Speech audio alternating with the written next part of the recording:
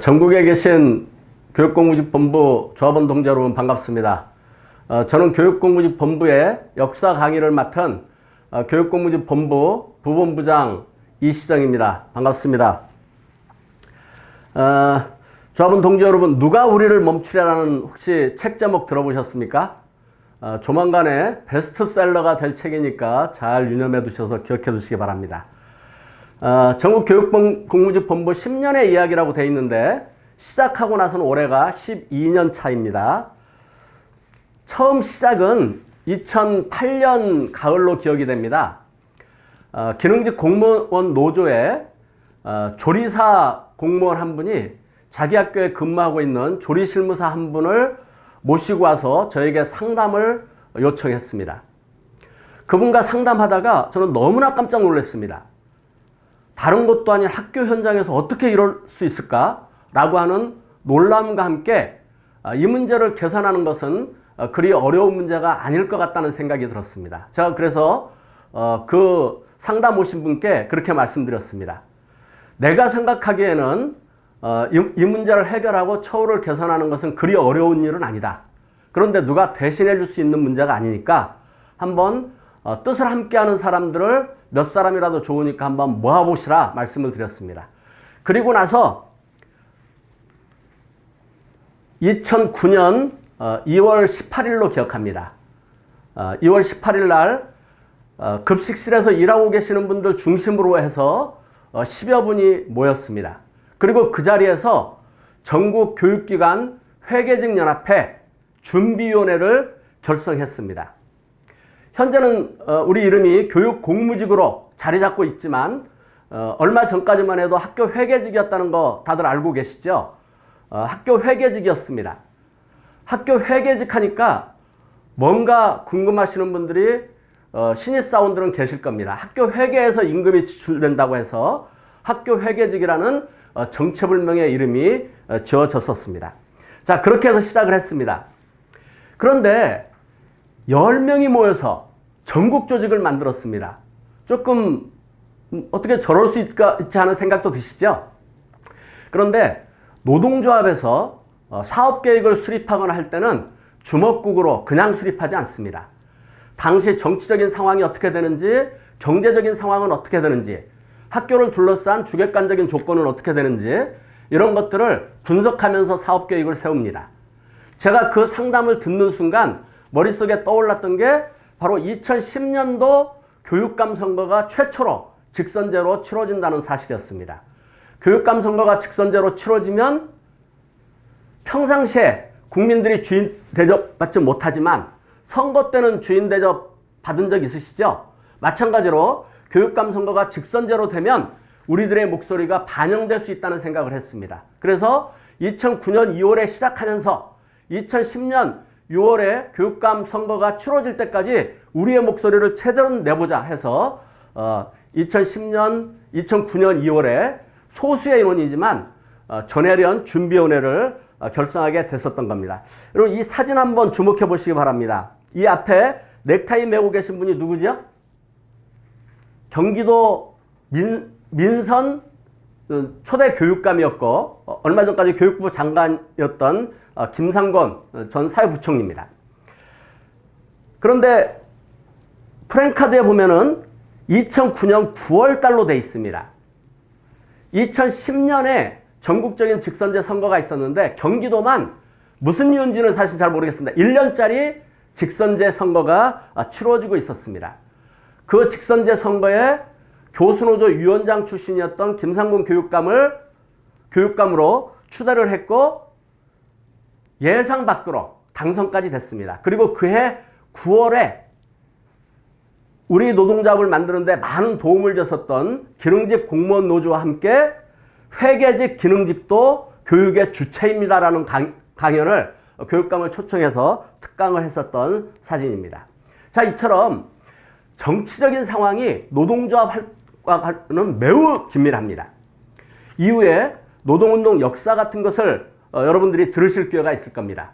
예를 들어 보면은요, 3.1운동 이후에 노동운동이 굉장히 활성화됩니다. 아니, 100년 전에 노동운동이 있었어요? 이런 의구심 생기기도 하시죠. 이건 나중에 노동운동 역사에서 들어볼 기회를 가지시기 바랍니다. 해방되고 나서 정치적으로 열린 공간이 되자 노동자들이 어마어마하게 진출하게 됐습니다. 4.19 혁명이 일어나고 나서 지금은 보수의 중심지라고 하는 대구에서부터 시작해서 노동운동이 굉장히 활성화됐었습니다. 가까이는 87년 6월 항쟁이 있고 나서 그리고 지금의 민주노총의 전신인 민주노조들이 만들어지기 시작하는 예에서 볼 수 있듯이 정치적인 상황과 노동조합 활성화는 매우 긴밀하게 연결돼 있다. 그래서 노동운동이 정치적인 사안에 예민하게 반응해야 되고 적극적인 관심과 참여가 필요하다는 점입니다. 자, 그런데 우리가 지금 12년이 되면서 굉장히 크게 성장했습니다. 우리가 단결하고 우리가 잘한 것도 있지만 노동운동은 우리만의 힘으로 하는 게 아닙니다. 처음 시작했을 때 아무도 도와주는 사람이 없었을 때 지금은 우리와 갈등 관계도 조성되고 있죠. 지금은 일반직 공무원으로 다 편입됐습니다만은 예전 시작할 때만 해도 기능직 공무원이 있었습니다. 그 기능직 공무원 경기 지부장이었던 이성기 지부장을 잊을 수가 없습니다. 정말 헌신적인 도움을 주셨습니다. 그런데 안타깝게도 이성기 지부장이 우리가 출범하고 한 3년쯤 있다가 암투병 끝에 돌아가셨습니다. 아마 지금 우리의 성장을 굉장히 기쁘게 지켜보고 계시리라 생각합니다. 자, 이 사진을 한번 보시기 바랍니다. 정체불명의 이름 때문에 겪은 웃지 못할 에피소드들이 굉장히 많습니다. 약칭 전해련으로 불렸죠. 당시에 이태희 본부장이 이태희 대표 본부장을 맡고 있었을 시절입니다. 언론사하고 기자회견을 하면 언론에는 전해련 씨에 의하면 이라고 나왔습니다. 하나의 이름만도 아니었습니다. 전해련 씨, 전해련 씨, 전해련 씨 이런 식의 이름으로 언론에 소개되기도 했었습니다. 또 이 사진은 충북지부의 창립 대회 날 사진입니다. 그런데 사진 저 뒤에 양복 입고 계신 분 계시죠? 지금은 남성조합원도 계십니다만 그 시절에는 남성조합원이 한 명도 없었던 시절입니다. 양복을 입은 분이 왔습니다. 이 출범식을 준비하고 있던 실무진에서는 저 사람이 교육청에서 나왔거나 아니면 노동부에서 나왔을까? 아니면 정보과에서 나왔을까? 이런 생각을 하면서 물었습니다. 어디서 오셨느냐고 물었습니다. 그랬더니 그분 대답이 충북에 있는 회계사들의 대표였다고 합니다. 그런데 어느 날 카페에서 전해련 충북지부 출범식이 있다는 소리 듣고 자기도 모르는 회계사들의 모임이 있는가 해서 와봤었다는 이런 웃지 못할 얘기도 있습니다. 이런 얘기들이 이따가 소개할 책 속에 소개되어 있기도 합니다. 자, 이렇게 시작했던 우리들의 조직, 전국교육공무직 본부가 올해로 출범 11주년, 12년 차고 11주년을 맞게 되었습니다. 그리고 6번째 집행부가 등장해서 활동을 시작하고 있습니다. 자, 본격적인 역사를 살펴보기에는 시간이 너무 짧습니다. 그래서 10주년 때 10주년 기념으로 만들었던 영상 잠깐 보시고 다시 돌아오는 걸로 하겠습니다. 영상 주목해 주시기 바랍니다.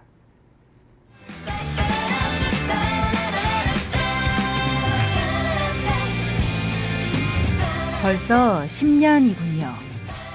10년 전 우리는 이렇게 첫 발을 내디뎠습니다.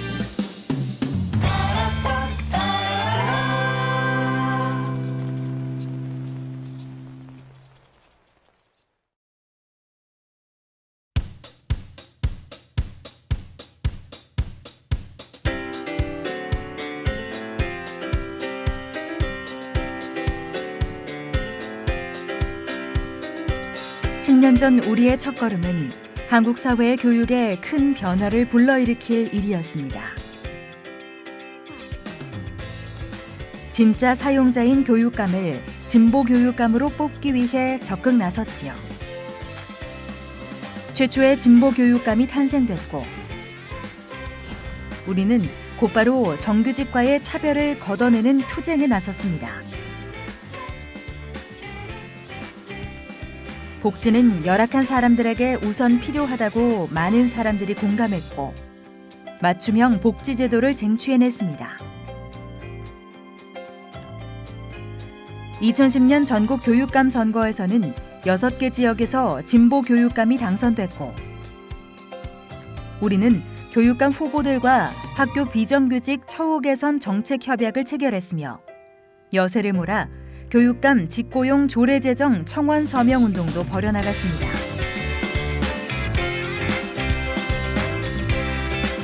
우리는 첫걸음부터 학교와 세상에 깊은 자국을 남겼습니다.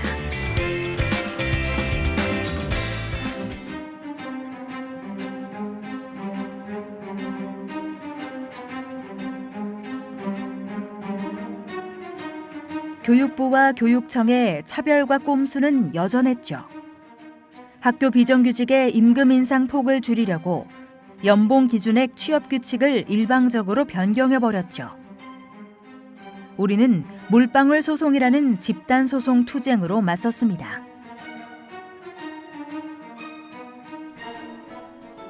비록 패소했지만 학교 비정규직 처우 개선 문제를 사회에 알리고 많은 노동자들이 노동조합에 가입하게 됩니다.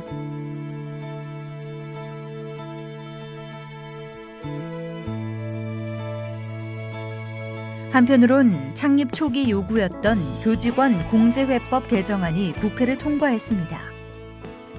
더 큰 단결과 쟁취를 향해 더 큰 투쟁의 장으로 뛰어들었습니다. 그리고 마침내 교육부는 학교 비정규직의 처우 개선을 발표합니다.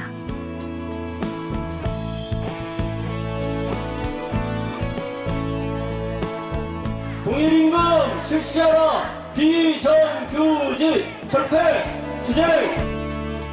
교섭투쟁 승리를 위해 우리는 전국대회를 개최했고, 총파업을 결의했고,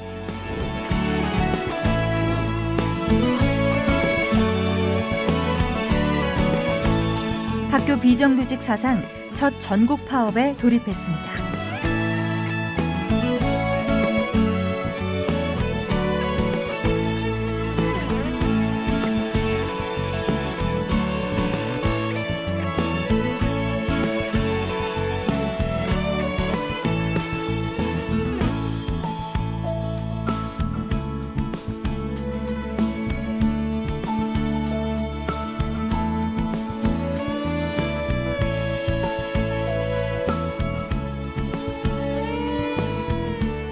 우리에게 매 순간은 도전이었고, 모든 도전은 결실이 됐습니다.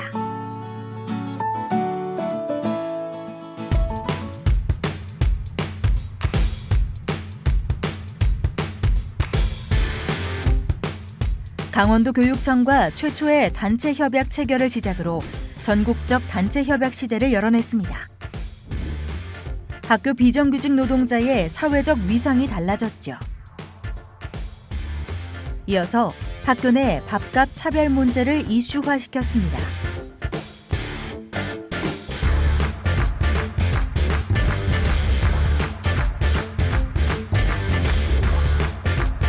우리의 손으로 불법 문제 해결했다.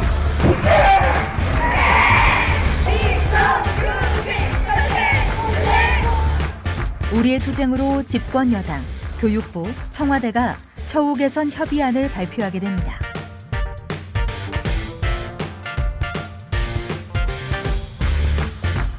우리는 한 걸음 더 나아가 하반기에 릴레이 파업 투쟁을 벌여 결국 장기 근무 가산금을 2만 원으로 상향시키는 결실을 쟁취했습니다. 다음 해에는 교육부가 고용 안정 및 처우 개선안을 발표합니다. 고용 안정이 강화되고 임금 체계를 개편할 수 있는 교두보를 쟁취한 것입니다. 더 많은 진보 교육감이 당선됐고,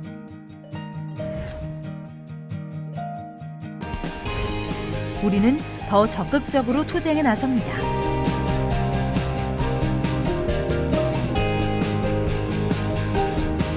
조직 명칭도 전국교육공무직본부로 바꿨죠. 이해에 우리는 4.16 세월호 참사 투쟁에도 적극 나서며 노동조합의 사회적 역할을 더욱 넓혀냈습니다. 우리는 또 한 번 용기 있는 발걸음을 내디뎠습니다.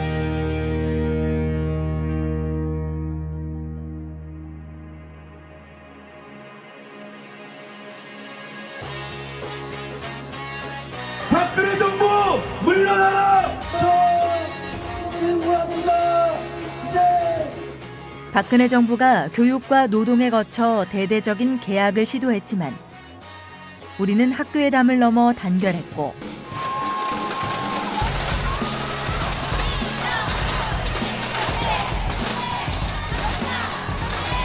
학교를 멈추고 거리에 나왔습니다. 비정규직 철폐하라.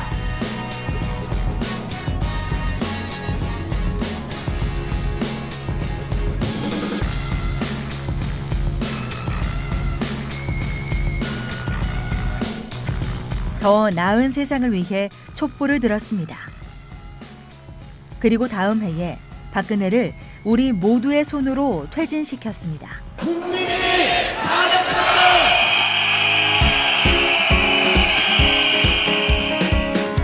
세상을 바꾸고 우리의 삶을 바꾸는 투쟁을 계속 해냈습니다.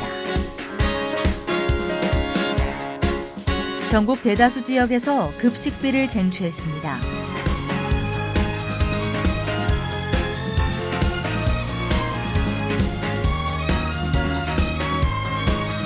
고용 안정 투쟁으로 대량 해고도 막아냈습니다.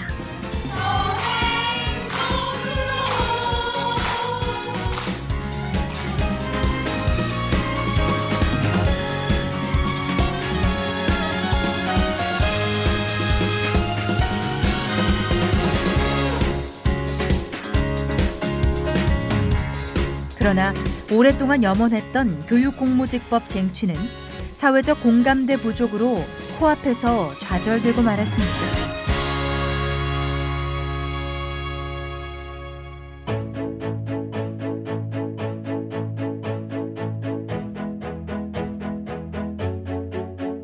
대통령으로서의 직책을 성실히 수행할 것을 촛불 항쟁으로 이루어진 정권 교체로 새로운 정부가 들어서면서 일괄 근속수당 쟁취를 위해 처음으로 집단 교섭에 나섰습니다.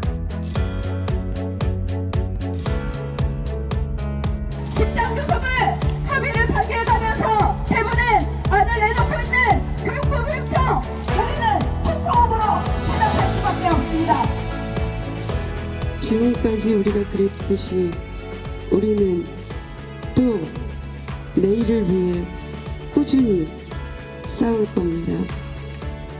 그 싸움 현장에 제가 쓰러져 없더라도 또 다른 누군가는 제자리에 설 거라고 믿습니다.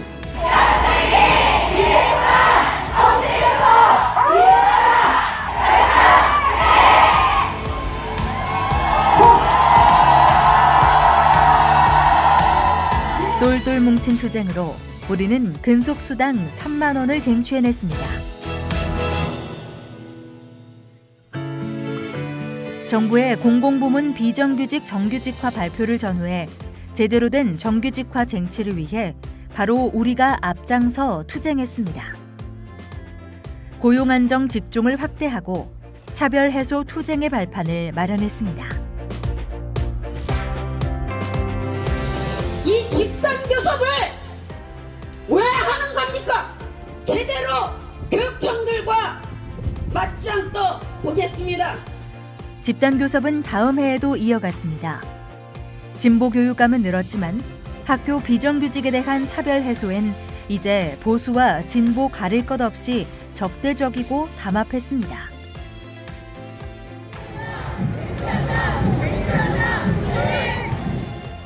우리는 지역 교섭과 집단 교섭을 병행하며 근속수당 인상과 정기상여금 전국적 상향 통일이라는 성과를 거뒀습니다. 총파업, 총력투쟁, 비정규직 철폐하자!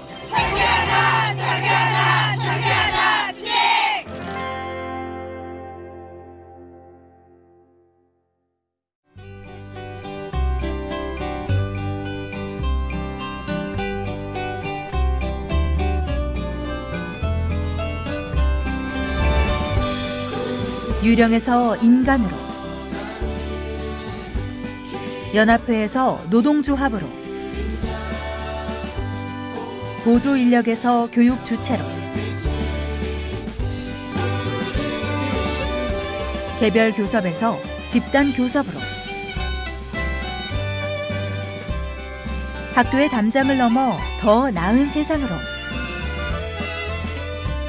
우리의 10년은 끊김없는 전진이었고 도전이었습니다. 내가 내 삶의 주인공으로 우뚝 서는 10년이었습니다. 시작한 싸움은 이겨야 합니다. 용기를 이기실 준비 되셨습니까?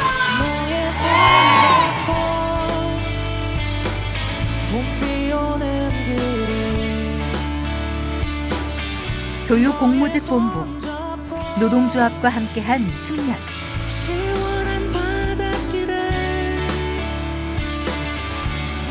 우리 손으로 직접 만든, 나에게 주는 기적 같은 선물이었습니다.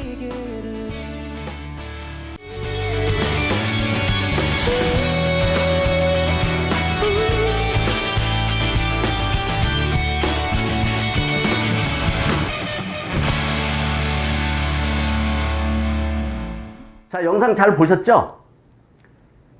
잘 보셨어요? 자, 영상에서 보시면 아시겠지만 그동안 우리들이 관심을 가지고 참여한 만큼 조금씩 변화와 개선을 이끌어냈던 걸 보실 수 있습니다. 현장 조합원들께서 함께 참여하시고 실천했던 우리의 투쟁으로 만들어낸 자랑스러운 역사입니다. 자, 다음 페이지를 볼까요?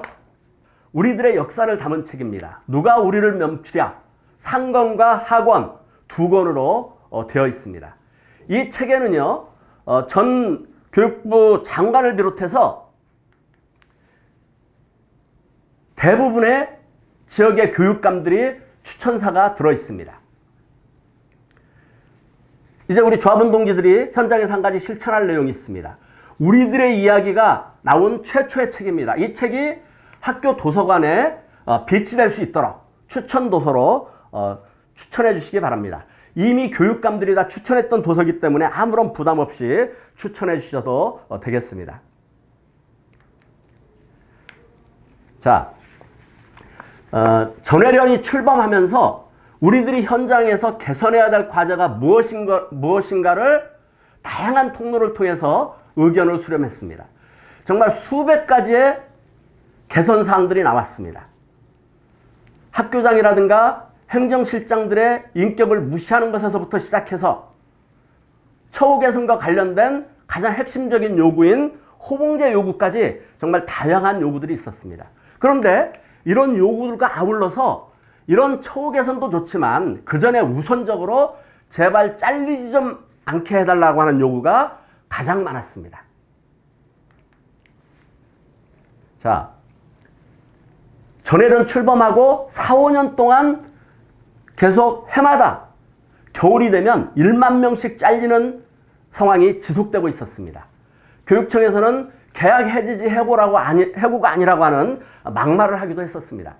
찬바람이 불기 시작하면 고용불안에 허덕이던 우리 학교 비정규직 노동자들이 잠 못 이루는 나날이 지속됐습니다.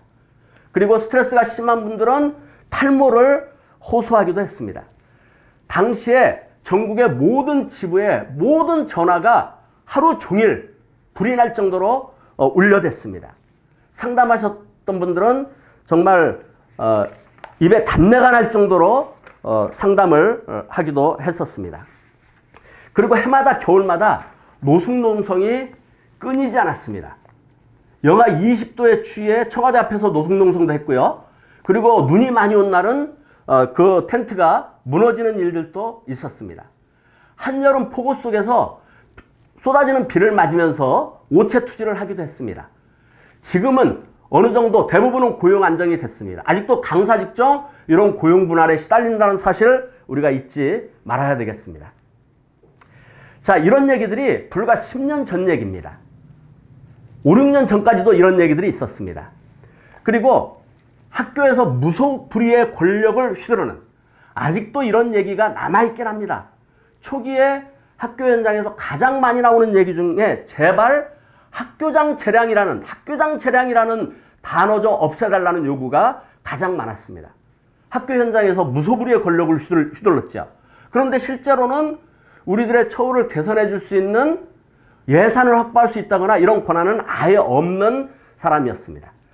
그래서 학교장 재량이라는 한마디에 잘리기 일쑤였고요. 학생 수가 줄었다고 해서 잘리기 일쑤였습니다.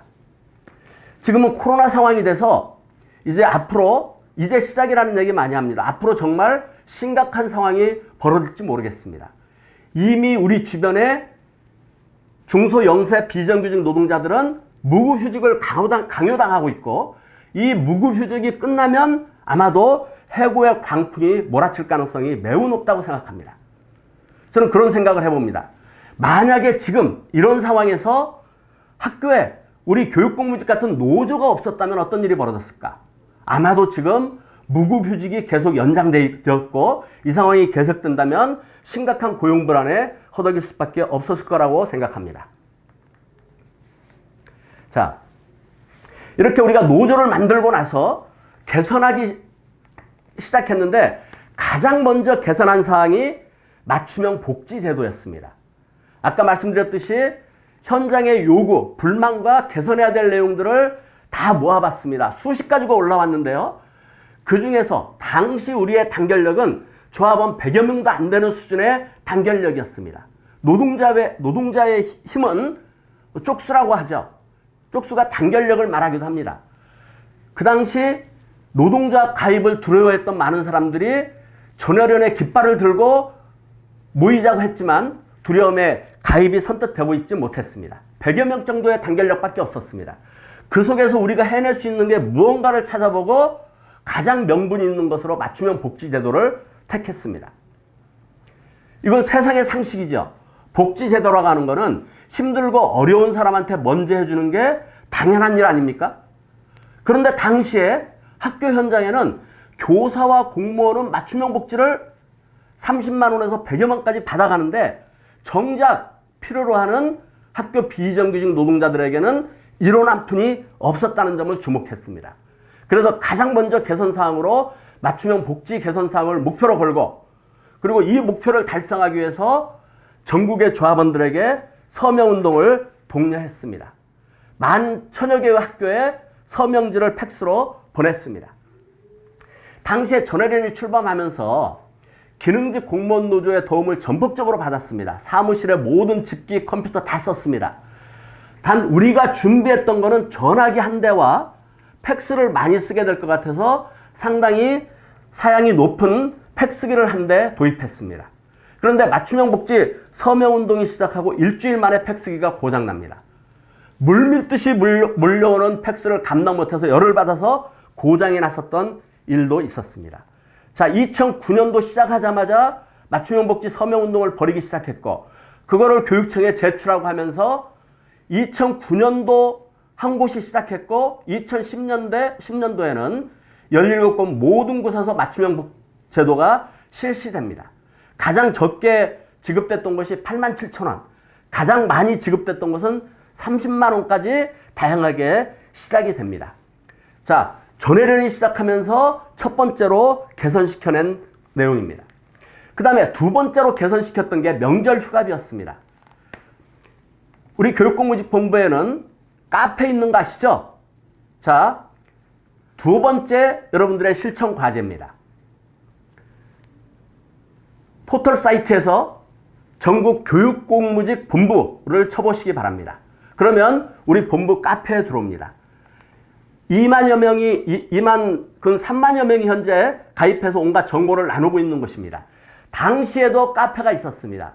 이 카페 때, 명절 때가 되면 이 카페에 정말 온갖 한풀이들이 이어졌습니다. 1년 중 가장 서러운 때가 언제냐고 하면 모두가 이구동성으로 명절 때라는 얘기를 하던 시절입니다. 이 명절 때가 되면 공무원들은 지금도 그렇죠. 성과 상여금이 뭐니 해서 두툼한 봉투를 가져갑니다. 그런데 비정규직은 단 한 푼 없었습니다. 지금은 명절 휴가비가 설날에 50만 원, 추석 때 50만 원 해서 100만 원을 받고 있습니다. 당시에는 한 푼도 없었습니다. 당시 카페에는 우리한테 하다못해 5만 원짜리 상품권이라도 하나 있으면 좋겠다라고 하는 하소연들이 줄을 이었습니다. 명절 때가 되면 교장 선생님이 교장실에 모아놓고 30분 후란을 하고 나서 식용유 한 세트 줬다. 이런 하소연들. 작년에 준 식용유 아직도 캐비넷에 있다. 뭐 이런 내용들이 달렸습니다. 그래서 두 번째 사업으로 명절휴가비 쟁취투쟁을 결정하고 명절휴가비 쟁취투쟁을 시작합니다. 그래서 2011년 2월달 설날에 경기도교육청에서부터 먼저 명절휴가비 지급이 실시되고요. 그해 2011년 9월 추석 때가 되면 거의 모든 지역에서 명절휴가비가 지급이 되기 시작합니다. 자, 우리가 지금 학비연대로 노동자들이 같이 활동하고 있습니다. 학교 비정규직 노동조합이 2011년 4월에 출범하니까 이미 전해련 시절에 이런 개선들을 시작했다라고 하는 것도 우리가 한번 확인해보고 넘어가겠습니다. 자, 그런데 이런 처우 개선들이 저절로 되었을까요? 그럴 리가 없겠죠. 그럴 리가 없습니다.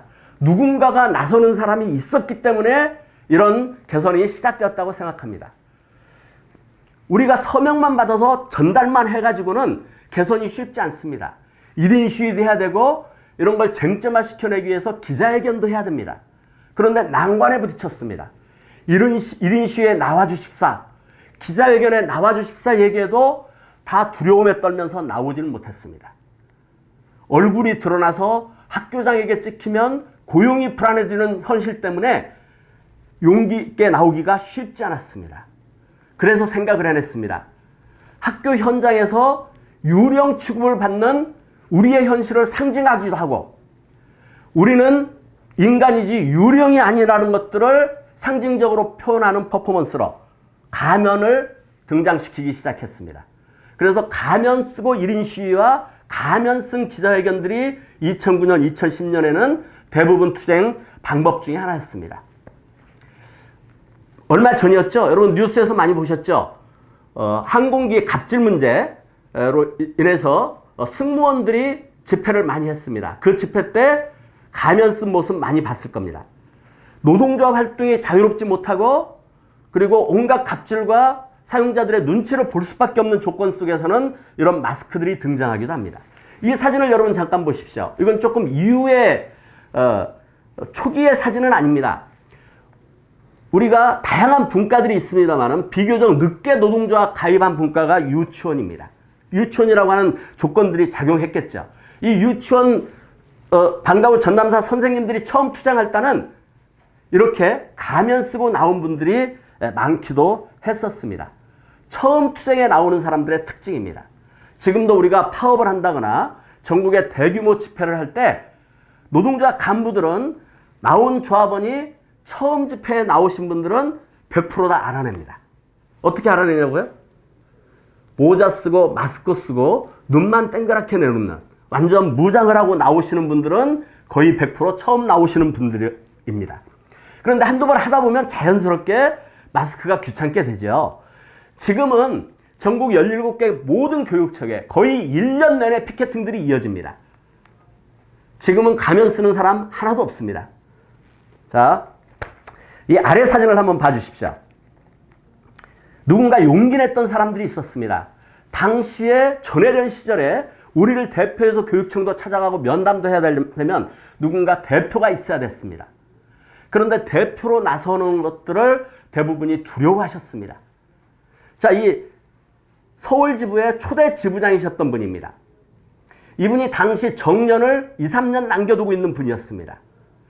이분이 누군가 나서야 된다는 얘기에 본인이 나서겠다고 하면서 나는 정년이 얼마 안 남아서 사실은 내가 혜택 보기는 어려울 거다. 그러나 나하고 비슷한 처지에 누군가가 우리 후배들이 내가 일하고 있는 현장에 와서 일할 텐데 개선시켜 놓고 싶다고 하면서 그 무거운 짐을 쥐어줬었습니다. 또 누군가는요, 교장이 임금 체불할 때 용감하게 교장을 고발하는 분도 계셨습니다. 또 누군가는 우리들의 단결을 이간질시키고 갈라치게 할 때 교장을 부당노동행위로 고발하는 용기 있는 사람도 나오기 시작했습니다. 자, 어느 학교 교장이 임금체불로 고발당했다더라. 어느 학교 교장이 노동조합 집회 가는 것에 뭐라고 얘기했다가 부당노동행위로 고발됐다더라. 이런 소문이 순식간에 전국 방방곡곡에 퍼지게 돼 있죠. 그래서 노동조합에 대한 함부로 하면 안 된다는 학습 효과가 생기기도 했습니다. 자, 아까 임금체불로 학교장을 고발한 경기도의 어느 선생님이 그랬었습니다. 자, 고발한 사건이 있었다고 그랬는데 그 임금체불이 뭐냐? 우리의 임금 체계를 일방적으로 변경하려고 했다는 겁니다. 아마 최근에 들어오신 분들은 이 내용을 도저히 이해하기 어려우실 겁니다. 아니 도대체 기본급이 어떻게 형성된 거야? 이런 의문 가지시는 분들은 많습니다. 조금 오래 다니신 분들은 한번 기억을 환기해 보시기 바랍니다. 우리가 2009년도 노조를 만들었을 당시에 우리들의 임금은요, 어떻게 돼 있었냐면, 당시에는 기능직 공무원들이 있었고요. 그리고 기능직 C급이 있었습니다. 우리의 임금 체계가 크게 두 유형으로 나뉘어 있었는데요. 하나는 기능직 C급 1호봉에 맞춘 임금 체계가 있었고요. 그 다음에 9급 1호봉에 맞춘 임금 체계가 있었습니다.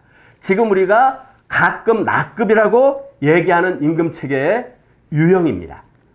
그래서 당시에 10급 1호봉, 9급 1호봉에 26배를 연봉을 한다. 처음에는 이렇게 시작했다고 합니다. 그런데 우리가 시작했던 2009년도에는 10급과 9급 1호봉의 26배가 21배로 바뀌어 있었던 시절입니다. 그런데 취업규칙상에는 10급 1호봉과 9급 1호봉에 26배로 지급한다는 게 취업규칙에 명문화되어 있음에도 불구하고 21배로 일방적으로 바꾸고 여러분들에게 도장받아서 모양새는 만들었었습니다. 근데 누구도 그것에 대해서 저항을 안 했기 때문에 아무런 저항 없이 21배로 변환됐었죠. 그리고 나서 2011년도에 공무원 기본급에 변화가 생겼습니다. 공무원이 너무나 수당이 많다는 문제제기가 계속되자 수당의 일부가 기본급으로 편입이 됐습니다. 그러면 9급과 10급 1호봉에 21배를 그대로 주려고 하니까 굉장히 큰 액수의 임금 인상이 돼야 됩니다. 그러니까 이걸 다시 예전에 했던 방식으로 21배가 아닌 16배로 고치려고 하는 시도가 있었습니다. 그런데 그 시절에는 바로 우리 노동조합이 있었습니다. 교육부와 교육청을 강력히 항의했고 말도 안 된다고 항의를 시작했습니다. 그러자 교육부가 9급과 10급 1호봉과 연동했던 연봉 제도를 없앴습니다. 그리고 당시에 받던 임금을 기본급으로 책정했습니다. 그게 지금 우리의 기본급이 시작이라고 하는 점입니다. 자, 아까 말씀드렸듯이 당시에는 취업규칙에 21배를 주도록 돼 있었습니다. 공무원 기본급이 올라갔기 때문에 곱하기 21을 하게 되면 우리의 연봉이 1인당 수백만 원씩 올라가야 되는 상황이었습니다. 그런데 돈이 너무 많이 들어간다고 하면서 취업규칙을 무시하고 그냥 임금 체계를 변경한 것이었습니다. 자, 이것에 맞서서 전혜련이 긴급 회의를 하고 이것에 맞서서 투쟁을 전개했던 게 만인 만원 물방울 소송단을 만들었습니다. 전국에서 무려 7천여 명의 조합원, 비조합원들이 10,000원씩 내고 이 소송에 참여해 줬습니다. 아까 제가 21배 이런 복잡한 얘기를 많이 했습니다만은, 자, 이 앞에 사진에 보면 21배수의 부족한 체불임금 지급해라라고 하는 얘기도 있고, 또 이런 게 있습니다. 자, 그래서 물방울 소송을 전개해요. 근데 이 소송을 전개하면서 이런 기자회견만 한 게 아닙니다. 이 기자회견 장소가 민주노총 장소입니다. 자, 그리고 여기는 가장 많은 수의 7,000명 중에서 약 4,000명가량을 경기 지역에 있는 학교 비정규직 노동자들이 참여했습니다. 그래서 4,000여 명의 소송 서류를 들고 수원지방법원입니다. 수원지방법원에 소송장을 접수하고 이 앞에서 기자회견했던 사진입니다. 이 사진에 저도 있습니다. 너무 젊어서 못 알아보시나요? 자, 여기에 넥타이를 메고 있는 분이 이 소송을 대표했던 변호사입니다. 강문대 변호사라고 민주화를 위한 변호사회의 사무처장을 맡기도 하셨던 분입니다. 자, 이렇게 소송을 걸었습니다. 이 소송을 걷고 사회적인 쟁점이 되기 시작했습니다. 소송만 걸고 그대로 멈추지 않았습니다. 2011년 이해에는 당시 교육부가 있었던 광화문 정부 종합청사 후문에서 거의 1년 내내 농성과 피켓팅과 집회가 이어졌었습니다. 그리고 그 결과 이명박 정권 시절이었습니다. 이명박 정권 시절 교육부 장관이었던 이주호 장관과의 우리 노동자 대표 간의 면담이 있었고 그곳에서 6가지의 수당에 대한 개선을 약속받습니다. 이때 만들어졌던 수당이 장기근속 가산금, 교통비, 가족수당, 자녀학자금, 위험수당 이런 수당들이 이때 만들어졌던 것입니다. 자, 다음을 보겠습니다. 그런데 수당이 만들어졌는데 우리는 장기근속 가산금을 달라고 요구한 적은 한 번도 없었습니다. 우리의 요구는 줄기차게 호봉제 요구였습니다. 그런데 호봉제는 안 해주고 장기근속 가산금이라는 이름을 만들었습니다. 교육부도 참 어떻게 보면은 좀 멍청합니다. 가산금이라고 하는 건 뭔가 있어야지 가산이 되는 건데 정작 근속수당 같은 게 없는데 장기근속 가산금이라는 이름을 붙여놓은 거죠. 그래서 우리가 아니 근속수당도 없는데 뭔 가산금이냐라고 하면서 호봉제를 실시하라는 요구를 다시 더 강하게 주장합니다. 그런데 정부에서는 공공기관에 있는 호봉제도 없애려고 하는 추세에 있었습니다. 그래서 호봉제를 이름을 우리가 살짝 바꿔서 근속수당을 요구하기 시작하지요. 자, 아래 사진은 자, 맨 처음에 장기근속 가산금이 어떻게 실시됐냐. 지금 이제 경력이 10여 년 되신 분들은 기억하실 겁니다. 당시 처음 실시할 때 2년 차부터 주지 않았습니다. 4년 된 사람, 3년 지나고 4년 되면 4년 차부터 6년 차까지는 3만 원을 줬습니다. 6년 차부터 9년까지는 4만 원을 줬습니다. 이런 식으로 장기 근속 가산금이라는 걸 만들었던 거죠. 그래서 우리가 근속수당 투쟁을 주장하면서 아래 사진을 한번 보시기 바랍니다. 저 뒤에 있는 건물이 뭐죠? 뒤에 있는 건물이 국회의사당 앞입니다. 사진을 보면 좀 흐리죠? 한밤중입니다. 이때가 2013년도 12월 31일에서 2013년 1월 1일을 넘어가는 아마 새벽 1, 2시쯤으로 기억합니다. 그때 국회에서 2014년 예산 통과를 가지고 막바지 줄다리기가 이어지고 있을 때입니다. 우리가 그 이전부터 국회 앞에서 계속적인 농성을 전개했고 교육위원회 의원들에게 우리의 예산을 확정해 줄 것을 강하게 요구했고 바깥에서 투쟁을 계속하고 있었던 시점입니다. 그래서 마지막 날 12월 31일 날 극적으로 1년에 2만 원씩 인상하는 근속수당의 의미를 갖는 2만 원짜리 예산을 만들어냅니다. 이건 사실은 좀 전무후무한 일입니다.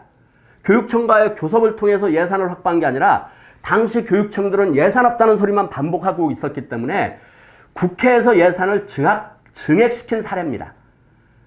국회는 정부가 낸 예산을 삭감하는 게 국회의 핵심적인 역할입니다. 증액시키는 것은 굉장히 드문 예인데 이런 예를 만들어내기도 했습니다. 당시에 1년에 5천 원 정도 올라가던 것을 무려 4배가 인상시키는 2만 원짜리를 만들어내는 투쟁을 전개했었습니다. 이 투쟁에도 우리 조내련이 선봉에 서서 진행했었습니다. 자, 2만 원짜리 근속수당이 이렇게 만들어집니다. 그리고 우리는 다시 또 적어도 호봉제 의미를 갖는 근속수당이려면 최소한 3만 원 정도로는 돼야지 호봉제가 시작됐다는 얘기를 할 수 있다는 주장을 하면서 3만 원 쟁취 투쟁을 벌입니다. 자, 이 3만 원 쟁취는요. 2013년에 이 예산을 따냈었고요. 2017년 집단교섭에서 이루어집니다. 무려 4년의 시간이 걸렸습니다. 자, 이 사진 보이시나요? 지금 보면 5기 본부장이었던 안명자 본부장, 그 다음에 현재 6기 본부장인 우리 이윤희 본부장님 얼굴이 보입니다. 굉장히 헬스카죠? 단식 농성 중에 찍은 사진입니다. 서울교육청 앞에서 진행됐던 집단 단식 농성이 진행되고 이 자리에 당시 김상곤 교육부 장관과 교육감들이 와서 3만 원을 약속합니다. 이런 투쟁을 과정을 통해서 3만 원짜리 근속수당이 시작되게 된 것입니다. 자, 처우 개선의 과정을 조금 살펴봤습니다. 자, 그런데 전해련이라고 하는 연합회로 시작한 조직이 언제 노동조합으로 전환됐을까? 라고 하는 조금 궁금하시죠?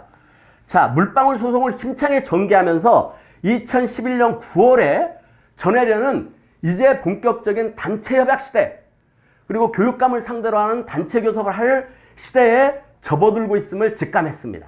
이따가 설명드리겠지만 학교장이 사용자가 아닌 교육감을 사용자로 만드는 투쟁이 이미 우리가 힘차게 전개하고 있었기 때문입니다. 연합회 같은 형식으로는 단체 협약 할 수 없다는 건 여러분 아십니까? 단체 협약 맺지 못합니다. 파업투쟁 같은 것도 당연히 못합니다. 유일하게 노동조합만이 단체 협약을 체결할 수 있고요. 파업할 수 있는 권한이 주어지기 때문입니다. 그래서 2011년 9월에 민주노총으로 가입을 결의하고 들어옵니다. 당시 민주노총의 기본 원칙과 방향에는 1산업 1노조, 그러니까 공공 분야에 있는 모든 노동조합들은 공공운수노조로 모여야 된다라고 하는 게 민주노총의 대원칙이었습니다. 공공 분야에 일하고 있는 우리는 당연히 민주노총의 공공운수노조로 들어옵니다. 자, 지금 우리는 교육공무직 본부로 이름이 바뀌었는데요. 이 이름은 우리가 교육공무직이라는 이름을 법적인 신분으로 쟁취하고 나서 2014년도에 교육공무직 본부로 명칭을 바꿉니다. 자, 얼마 전에 민주노총이 100만을 넘어섰고 한국노총을 앞선 제1노총이다. 이런 뉴스 기사 보셨을 겁니다. 민주노총이 제1노총입니다. 그 민주노총의 약 4분의 1가량 24만 명이 공공운수노조입니다. 어떤 분들은 왜 운수지 이런 의아함도 있으신 분도 계십니다. 원래는 공공노조와 운수노조가 따로 있었습니다. 근데 이 운수가 철도, 지하철, 항공기, 버스 이런 공공과 밀접하게 관련되기 때문에 공공노조와 운수노조가 합해서 공공운수노조가 되었습니다. 그래서 우리나라 최대 산별노조가 됐고 그 큰 규모와 힘을 바탕으로 해서 30여 명의 변호사와 노무사가 있는 법률원을 운영할 수 있고 그리고 전문가들로 이루어진 연구원을 운영할 수 있는 이런 힘있는 노동조합을 만들어냈습니다. 자, 이 공공운수노조가 잘하면 잘할수록 그 이익은 조합원들에게 돌아가는 게 아니라 우리 사회 모든 사람들에게 보편적으로 그 이익이 돌아갑니다. 그래서 공공운수노조는 공익을 위한 노조입니다. 그리고 그 힘이 세지면 세질수록 우리 사회의 사회 공공성이 강화됩니다. 코로나 상황으로 인해서 정말 사회 공공성이 어느 때보다도 중요하게 부각되는 시기입니다. 사회 공공성 강화의 주역이 공공운수노조이죠. 자, 그 공공운수노조의 제1노조가 누구냐? 여러분 누굴까요? 바로 우리 교육공무직본부가 제1노조입니다. 우리 교육공무직본부의 조합원 동지들은 자랑스러움을 가져도 충분하다고 생각합니다. 2011년도 노동조합으로 전환하면서 민주노총 공공운수노조에 가입했습니다. 이제 보다 더 강력해진 힘을 바탕으로 2012년부터 본격적인 투쟁에 돌입합니다. 2012년 11월 9일 학교 비정규직 역사상 최초로 전국적인 총파업 투쟁을 전개합니다. 당시 어느 지부장님이 우리 카페에 올렸던 글입니다. 내 생애 가장 찬란한 날이었다 라고 기록할 정도였습니다. 자, 2012년 이 힘찬 파업 투쟁을 바탕으로 해서 교육청과 단체 교섭 투쟁을 벌였고 2013년부터는 단체 협약 시대가 열리게 됐었습니다. 그 이전에는 학교장 재량이라는 이름으로 혹은 교육부 지침에 의해서 우리의 모든 근로 조건이 규정되는 시대에서 이제 단체 협약이 적용되는 시대로 전환됐다는 것을 의미합니다. 자, 2012년 총파업을 시작으로 거의 교육공무직본부는 해마다 파업 투쟁을 전개했습니다. 어느 해는 1차, 2차, 3차 파업까지도 전개하기도 했었습니다. 자, 그리고 작년이었죠. 2019년 또 역사적인 파업 투쟁이 전개됩니다. 사상 첫 번째로 3일간 파업 투쟁도 첫 번째입니다. 그런데 더 의미 있는 것은 이 투쟁을 공공 부분에 있는 모든 비정규직 노동자들과 함께 공동 투쟁을 전개했다는 겁니다. 물론 교육공무직을 비롯한 학교 비정규직 노동자들이 그 선봉의 중심에 있었습니다. 그리고 이 투쟁의 성과로 공무직위원회를 만들어내게 됐습니다. 조합원 동지들, 공무직위원회라고 들어보셨어요? 우리가 그동안 작년 투쟁의 성과로 홍보를 많이 했습니다. 여러분, 이 공무직위원회를 기억해 주시기 바랍니다. 범정부 기구로 만들어진 겁니다. 자, 오른쪽 사진을 한번 보시면은요, 청와대 앞에서 본부 임원과 지부장들이 단식 농성을 전개한 사진입니다. 15일간의 단식 농성을 전개했는데요. 자, 7월달 3일간의 총파, 그리고도 성실하게 임하지 않는 교섭에 항의하면서 청와대 앞에서 단식 농성을 전개했습니다. 이 자리에 교육부 장관이 와서 교육공무직 노동자들의 처우 개선을 위해서 범정부 기구를 만들겠다는 약속을 받아냅니다. 그리고 만들어진 게 공무직위원회입니다. 이 공무직위원회는 교육부를 비롯해서 지자체 공무직들이 있는 행정안전부, 그 다음에 노동부, 총괄하는 노동정책을 총괄하는 노동부, 그리고 돈줄을 쥐고 있는 기재부, 인사를 담당하는 인사처 등이 참가해서 만들어진 공무직위원회입니다. 이 공무직위원회는 무슨 일을 하는 거냐? 이 공무직위원회에서는 공무직 노동자들의 임금 체계와 복무 조건 같은 것들을 만들기 위한 논의기구입니다. 3년짜리 한시기구입니다. 3월에 출범했습니다. 지금이 얼마만큼 중요한 시기다라고 하는 거 조합원 동지들도 감이 오시죠? 정말 중요한 시기입니다. 그런데 안타깝게도 코로나로 인해서 지금 회의가 진행되는데 코로나로 인해서 제대로 힘있는 대응하기가 매우 어려운 조건에 처해 있습니다. 원래 코로나 상황이 없었다면 7월 4일 날 전국의 교육공무직 노동자들이 최소한 10,000명 이상이 서울로 모여서 우리들의 주장을, 목소리를 크게 내려고 했었습니다. 자, 어쨌든 지금 공무직위원회가 진행되고 있다는 점입니다. 올해가 그래서 얼마만큼 중요하고 매우 중요하다는 해라는 거 주목해 주시고 앞으로의 투쟁에 관심을 더 가져주시기를 부탁드리겠습니다. 자, 크게 투쟁의 흐름과 처우 개선 현황을 살펴봤는데요. 한번 우리 임금 명세서를 가지고 어떤 변화가 일어났는지를 한번 종합해 보도록 하겠습니다. 자, 2008년도 3월 달에 임금 명세서입니다. 등급이 5등급 이렇게 되어 있네요. 기분 나쁩니다. 어쨌든 당시에 지금은 조리 실무사입니다만은 조리원으로 이름되어 있습니다. 3월분 명세서입니다. 실수령액이 76만 3원입니다. 월 지급액이 본봉입니다. 그런데 본봉과 총계가 똑같습니다. 아무런 수당이 없는 거죠. 자, 이 급식실에 임금을 받는 분은 당시에 245 임금을 받는 분이었습니다. 들어오신 지 얼마 안 되시는 분들은 245가 뭔 소리지 하시죠? 당시 학교에는 245, 275, 365라고 하면서 245, 275, 365가 임금 수준을 얘기하는 거였습니다. 우선 암호처럼 들립니다만은 245일만 유급으로 인정받는 사람들, 275일만 유급으로 인정받는 사람들, 365일을 인정받는 사람들, 이렇게 나뉘어져 있던 겁니다. 지금은 어떻게 바뀌었죠? 지금은 방중 근무자와 방중 근무하는 사람은 365일이죠. 그리고 방중 비근무자로 나뉘어져 있습니다. 당시에 245일 근무하시던 분들은 급식실 분들이었습니다. 그래서 월 총액이, 임금 총액이 이것밖에 안 됩니다. 곱하기 12라면 약 1,000만 원 조금 넘는 액수가 연봉액이었습니다. 연봉을 12달로 나눠서 지급했던 겁니다. 자, 그러면 365 상시 직종은 얼마나 됐을까?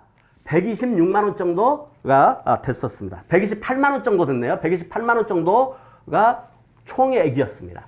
자, 2008년도 2009년도 우리가 시작했죠. 2009년도도 똑같습니다. 하나도 변화가 없습니다. 월급 총액 똑같습니다.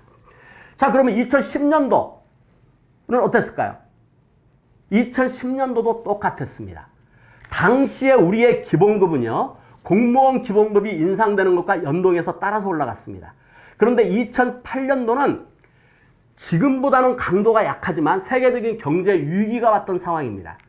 그 경제 위기 상황으로 인해서 공무원들의 임금이 동결됐고 따라서 우리의 임금도 동결됐습니다. 2009년, 2010년도에 임금이 동결됐죠. 그런데 말이 임금 동결이지 사실은 임금 삭감당했습니다. 공무원들은 기본급이 동결돼도 자동 승급분으로 오르는 호봉 승급분이 있습니다. 임금 줄지 않았습니다. 그런데 우리는 그런 게 하나도 없었기 때문에 임금 동결이라고 하지만 사실은 물가 인상분만큼 임금을 삭감당했다는 사실입니다. 2008년도부터 그랬습니다. 그리고 2010년도에는 우리가 이제 처음으로 맞춤형 복지제도 연간 지급되는 거니까요. 그 맞춤형 복지제도를 받게 되죠. 자, 이 월급 명세서는 2015년도입니다. 출범한 지 한 6년 정도 지난 시점입니다. 자, 같은 조리원입니다. 임금 총액을 보니까 총액이 148만 원입니다. 이것도 12달로 나눠서 지급됐었습니다. 지금하고는 약간 다르죠. 그걸 좀 구분하셔야 되고요. 월 지급액이 본봉입니다. 113만 원 정도가 됐었습니다. 자, 그런데 그 앞에는 텅 비어 있었죠. 그런데 이제 우리의 투쟁으로 제반 수당들이 만들어졌습니다. 2012년도에 장기근속가상금, 교통보조비, 가족수당, 위험수당 이런 게 만들어졌죠. 그리고 우리가 또 이제 급식비 투쟁을 힘차게 벌여서 이 시점 되면은 급식비 8만 원을 받기 시작합니다. 그리고 근속가상금도 이 시점 되면은 2만 원씩 받기 시작해서 25만 원 정도가 됐음을 볼 수 있습니다. 그래서 실제 제할 것 제하고 약 135만 원 정도를 받고 있는 걸 볼 수 있습니다. 자, 2019년도 임금 명세서를 한번 보겠습니다. 자, 이제 근속수당이 계속 올라갔기 때문에 근속되는 것만큼 추가로 인상된 것을 볼 수 있고요. 그 다음에 급식비가 8만 원에서 13만 원으로 올라간 것을 볼 수 있습니다. 그리고 이 월 명세서는 잡히지 않지만 이제 맞춤형 복지비가 50만 원에서 70만 원 정도까지 지역마다 약간씩 다릅니다. 아직도. 그 다음에 명절 휴가비가 이때가 되면 월 100만 원이 됩니다. 그리고 상여금도 90만 원 정도가 되는 시점이 별도로 플러스 돼야 되는 것을 볼 수 있습니다. 자, 그러면 2020년 명세서는 지금 없습니다. 2020년에는 이 명세서가 조금 달라지죠. 일단 월 기본급이 2019년 명세서에 월 기본급이 165만 원으로 돼 있는데요. 지금 경기지부가 아닌 다른 지부에 있는 조합원 동지들은 작년대 기본급이 164만 원이었는데 라고 하는 의문을 가지실 겁니다. 경기지부가 열심히 투쟁해서 기본급을 1% 상향해서 받았던 게 작년까지입니다. 올해는 통일돼 있습니다. 자, 어쨌든 그래서 165만 원, 다른 데는 164만 원입니다. 그런데 2020년 올해는 이제 몇 가지가 달라졌죠. 이때까지만 해도 교통비가 별도로 책정돼 있었습니다. 그런데 최저임금법을 개혁하면서 교통비를 기본급으로 편입시켰다는 거 다 아실 겁니다. 자, 그래서 지금 2020년 기본급은 교통비 포함해서 182만 원 정도가 기본급으로 돼 있음을 볼 수 있습니다. 그런데 실수령액이 굉장히 적습니다. 2019년 명세서에 보면. 적은 이유가 왜 이렇게 적지 해서 살펴봤더니 공제 내역에 약간 색다른 게 하나 들어왔습니다. 자, 교직원 공제비를 이분은 54만 원, 99자를 가입한 거네요. 한 구자에 600원이고 1,500구자까지 들 수 있다고 알고 있는데 이분은 900구자를 들어서 54만 원 공제, 기타 공제가 돼서 실수령액이 좀 줄어들었다는 것을 알 수 있습니다. 자, 그동안 투쟁으로 우리의 성과가 어느 정도 있었는지를 대략 월급 명세서로 살펴봤습니다. 그러나 나름 예전에 비하면 상당하게 처우 개선된 것은 사실이지만 여전히 학교에 근무하는 정규직에 비하면 그 격차가 아직도 크다라고 하는 점입니다. 이걸 해소하는 투쟁 향후의 과제이죠. 자, 이렇게 처우 개선도 되고 많은 변화를 이끌어냈음에도 불구하고 학교 현장에서는 있어서는 안 되는 일들이 발생하기도 했었습니다. 2013년에 과학실무사 한 분이 자신이 근무하던 초등학교 등나무에 목을 매서 숨지는 안타까운 일도 있었습니다. 일방적인 직종 통합을 하고 부서를 전환시키라는 스트레스에 못 이겨서 질병휴직을 받고 싶었지만 그런 제도가 없었기 때문에 이런 극단적인 일이 벌어졌습니다. 그래서 이 문제와 관련해서도 교육부 앞에서 몇 달에 걸쳐서 치열하게 투쟁을 전개했습니다. 당시 본부장이었던 이태희 본부장의 절규하는 모습이 사진에 나왔던, 신문에 나왔던 장면입니다. 여러분 이 현수막을 한번 보시기 바랍니다. 차별이 부른 죽음 더 이상 안 된다. 그래서 교육부 장관 사과해라. 직종통합 중단해라. 병가 및 질병휴직 차별을 철폐하라. 지금은 우리가 병가도 많이 늘려서 받아냈고 질병휴직제도도 만들어냈습니다만은 이 시절에는 이런 게 없었다고 하는 겁니다. 또 안타까운 죽음이 있었습니다. 급식실 노동자 한 분이 급식실에서 미끄러지면서 뜨거운 물에 빠지는 사건이 있었습니다. 그 사건으로 돌아가신 사건이 있었습니다. 이런 걸 계기로 해서 우리가 임금 올리고 처우 개선하는 것뿐만 아니라 우리의 근로조건, 안전하게 건강하게 일할 수 있는 우리의 노동안전이 얼마나 중요하다는 것을 새삼 느꼈고 지금 노동안전투쟁에도 많은 힘들을 기울이고 있습니다. 자, 다음으로 개선된 사안 하나 주의하게 짚어봐야 될 내용이 있습니다. 법과 제도를 바꿔내는 투쟁입니다. 이 투쟁은 정말 우리 교육공무직본부가 가장 큰 역할을 했다고 자부합니다. 자, 교육공무직본부가 전해련 시절 2009년에 출범하고 나서 맨 처음에 조례를 하나 바꿔냅니다. 당시 교육청에는 교사나 공무원들은 교육청에서 운영하는 연수기관이라든가 휴양시설을 가족들까지 이용할 수 있는 권한이 있었습니다. 후생복지 조례에 의해서 그게 이루어지고 있었습니다. 그런데 정규직이 아닌 사람은 제외됐습니다. 그래서 이 말도 안 되는 현실에 대해서 폭로했고 그리고 후생복지 조례를 개정해서 우리도 적용 대상이 되도록 만들어냈습니다. 2009년에 이런 개정을 했었습니다. 자, 그 다음에 아까 월급명세서에서 교직원 공제 보셨죠? 아마도 많은 조합원 동지들이 교직원 공제에 가입하고 계실 겁니다. 원래부터 가입되는 걸로 아시는 분도 계십니다. 그렇지 않습니다. 2009년도 우리가 출범하자마자 이 문제를 개선하기 위해서 나섰습니다. 당시에 국정감사에서 강력하게 문제 제기했고 그리고 국정감사에서 교육부로부터 약속을 받아냅니다. 그리고 상임위들을 거치고 본회의 거치고 해서 2011년도에 교직원 공제법이 개정되면서 학교 비정규직들도 가입할 수 있는 게 열립니다. 교직원 공제법 전해련에 시작하면서 만들어냈던 중요한 성과 중에 하나입니다.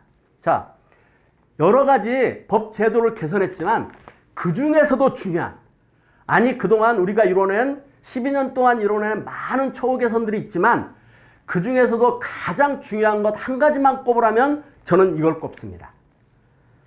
학교장 재량을 없앴다는 겁니다. 학교장에 의해서 고용되고 학교장이 사용주인 조건 속에서는 우리의 처우 개선도 불가능한 상황이었습니다. 그래서 학교장 사용자를 교육감 사용장으로 교육감이 직접 고용하도록 만들어내는 투쟁을 2011년도부터 본격적으로 전해련이 시작했습니다. 그래서 전국적인 서명운동을 진행합니다. 그런데 당시에는 학교에 일하는 비정규직들의 사용자가 학교장이라고 하는 이미 행정소송 같은 것 속에서 그런 판례가 있기도 했습니다. 그래서 어떤 분들은 안 되는 일을 한다라고 하면서 우려하기도 했었습니다. 그러나 이 문제가 해결되지 않으면 학교의 근로조건이라든가 처우가 개선될 수 없기 때문에 이 문제 해결하는 투쟁에 온 힘을 기울였고 그래서 교육감 직고용 쟁취투쟁을 힘차게 벌였습니다. 그리고 2011년 경기도 의회에서 물꼬가 트입니다. 우리가 직고용 조례 제정 청원 서명을 받은 수천 장의 서명지를 가지고 기자회견을 하고 의회에 제출했습니다. 그리고 의회에서는 교육감 직고용 조례 제정을 위한 TF팀이 구성되는 결의를 합니다. 이 TF팀 구성 결의에 어떤 내용이 있었냐면요. 경기도 교육청에서는 기획실장이 그리고 교육위원 중에서 한 명, 교육위원 한 명, 그 다음에 전해련 경기지부 3자로 TF팀을 구성한다라고 하는 합의안을 끌어냅니다.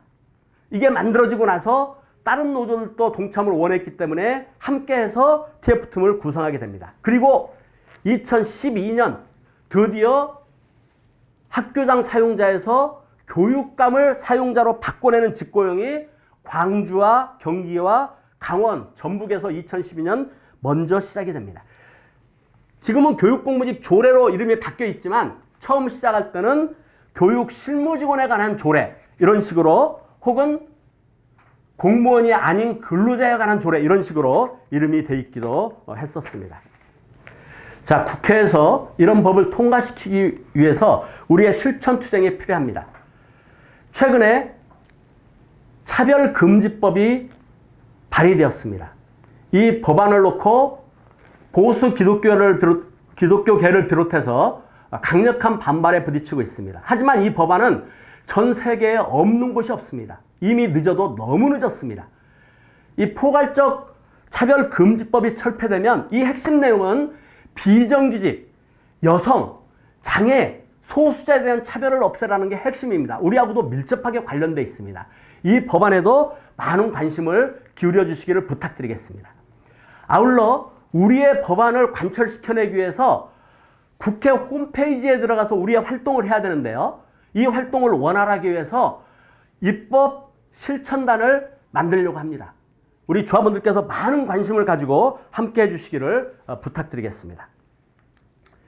자, 우리가 그동안 많은 변화를 이끌어냈지만 이제 한 단계 더 조금은 더 힘든 과제를 앞에 두고 있습니다. 이런 과제를 성공적으로 달성하기 위해서는 우리의 힘을 더 키워야 됩니다. 우리의 힘을 키우는 방법은요, 우선적으로 가장 쉽게 내 주변에 있는 노동조합에 가입하지 않은 분들을 노동조합으로 가입을 하도록 독려하는 역할입니다. 우리의 쪽수야말로 우리의 힘이기 때문입니다.